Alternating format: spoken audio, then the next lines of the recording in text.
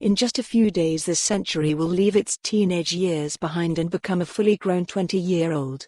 What have we discovered about ourselves, our society and the world as the century matured?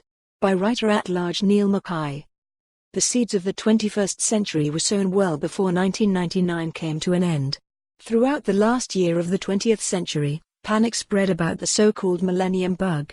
There were fears that digital systems would fail, that planes would fall from the sky and crash into buildings because computers didn't know how to switch dates from 1999 to 2000.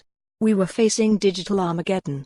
Of course, it didn't happen, or you wouldn't be reading this. As the 21st century leaves its troubled teenage years behind and enters full adulthood as an equally troubled 20-year-old, it's not hard to see how the millennium bug panic set the stage for many of the big themes of the last 2 decades. Conspiracy theories, fear and confusion, and the power of machines over our lives and imaginations.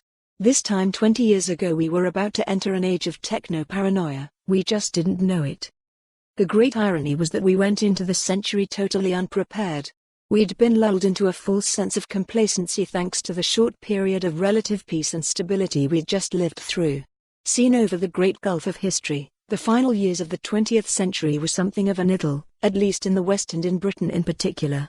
Communism had fallen, there was peace in Northern Ireland, Tony Blair had brought a sense of unity and calm to the country, employment and prosperity were rising, it was the era of cool Britannia. Life was fun, for a while. Then, on September 11, 2001, planes did fall from the sky and crash into buildings, and everything changed. The attacks by Al-Qaeda splintered the world, and we're still trying to pick up the pieces.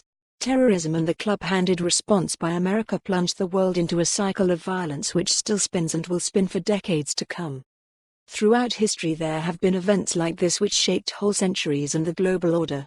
The defeat of Napoleon in 1815 set the stage for the domination of the British Empire throughout the 19th century. The assassination of Archduke Franz Ferdinand in 1914 laid the ground for a century of conflict which only ended with the Cold War. In 1605, the Gunpowder Plot accelerated civil and religious conflict in the British Isles and helped create the nation we know today. Our young century was conceived in fear and born in violence.